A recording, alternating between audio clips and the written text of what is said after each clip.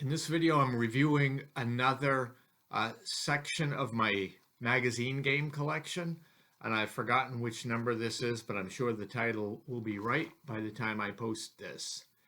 The first issue I'm looking at is Strategy and Tactics number 148. This has a game in it called Property Bridge, A Fleeting Victory.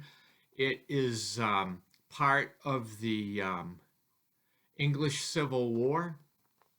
It's fairly tactical level. It's 20 minutes per turn, 100 yards per hex, I think, and like each strength point's like 50 men. It's not a bad game. It's good enough, especially for this era. I thought the map was attractive. I might have a picture of it at the end of this video. So that was S&T number 148. I guess for the English Civil War, I do prefer the Ben Hull system from GMT, which has a series called the English Civil War, I think. This Accursed War, I think it's called. This is the next magazine I have. It's another Strategy and Tactics, number 156, called White Eagle Eastward. It's the Russo-Polish War of 1920. I believe the game was designed by Thomas Kane, and the game had a few problems. I'll comment to that. Number one, and the Polish units are dark blue, and they have their statistics, their movement and allowance, and their combat factors, etc., in black. So it's very difficult to read them. It's not impossible, but it's difficult. And even taking photographs, it's very hard to get a lighting where the movement and combat factors show up. Another problem with the game is there seems to be some confusion in the setup for the Russian units. If I remember correctly, the Russian army, there's two separate armies. One has a white stripe and the other army has a yellow stripe on red units, and the location of the setups isn't quite right. And then if I remember correctly, the errata made the same mistake again. So, I mean, good luck trying to figure that out. I don't know, If I want to play the Russo-Polish War, I'm probably going to default to the GDW game called Red Star White Eagle. And I know this was reprinted, I think, by Compass Games, but I have not looked at that version. But I do have the GDW version, and that's probably what I would default to, although I still have this in my collection, S&T 156. My next magazine game, I don't have the magazine for. I only have the game. It's from S&T number 71. I think this is the SPI era, and it is called Battle for Cassino, Assaulting the Gustav Line in 1944. And this game was designed by John Prados, I believe, and I actually liked the game. It's a 1978 game, so it's, the graphics are kind of like that era, but the counters are great in the 70s. Not glossy, and they punch out very well. This game is fairly tactical. The units are company sized. And one of the odd things in this is the movement ratings. The movement points range from like 60 movement points to 120 for like mobile tank units and things like that. So obviously those get chewed up, with the horrible terrain at Cassino. But still, it is unusual to have something not in North Africa with these ridiculously high movement ratings. So anyway, it's the only game I really had on this, although Panzer Grenadier came out with a series, platoon level series that covers some of the action at Cassino, and I believe it's called Cassino.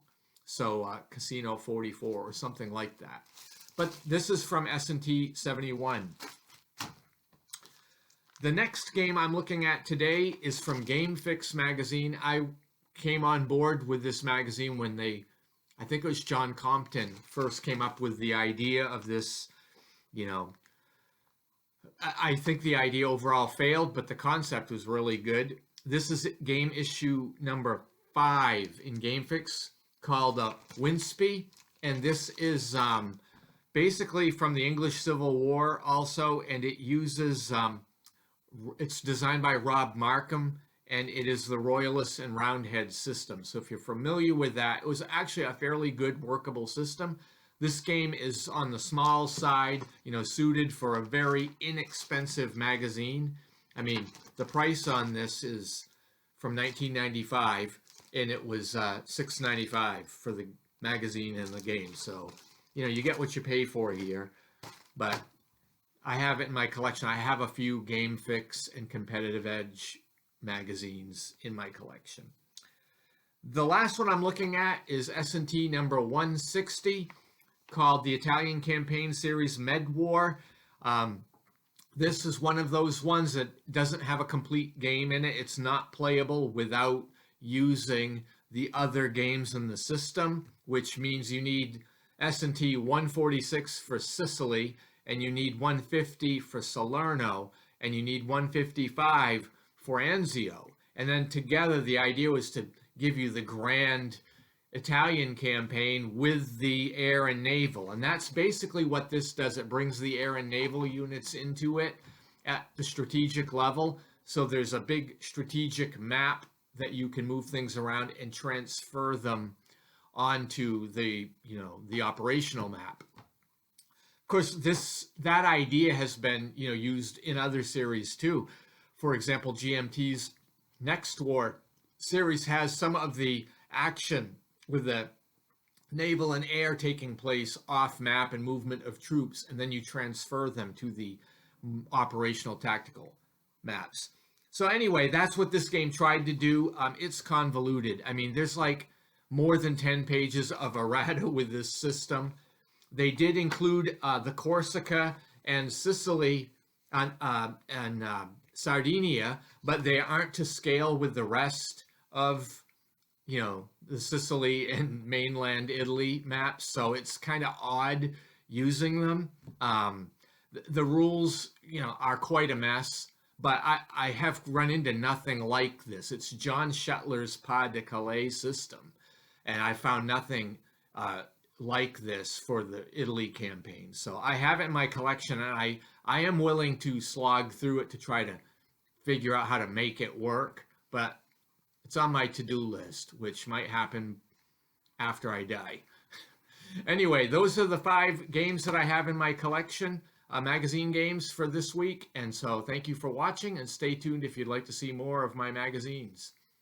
Have a great day.